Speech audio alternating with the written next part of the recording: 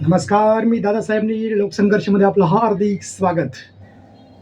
धाडस असल्यानंतर अन्यायाच्या विरोधात कसं उभं राहायचं हे छत्रपती शिवाजी महाराजांच्या एका विचारावरून आपल्या लक्षात येतं. तो विचार आपण पाहूया.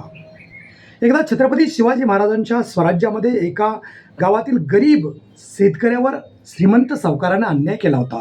सावकाराने खोटी कागदपत्र रंगवून कागदी घोडे नाचवून शेतकऱ्याची जमीन लाटली होती आणि शेतकरी घाबरून स्वराज्याची राजधानी असलेल्या छत्रपती शिवाजी महाराजांकडे रायगडावर पोचला. महाराजांनी लगेच त्या ठिकाणी जमीन त्याला परत दिली आणि सावकाराला शिक्षा केली. दोघांचंही म्हणणं ऐकलं, कागद तपासले, सावकार खोटा निघाला, लगेच जमीन दिली आणि सावकाराला शिक्षा झाली. दरबारातील मावळ्यानं विचारलं, महाराज तलवार चालवणं म्हणजे शौर्य ना?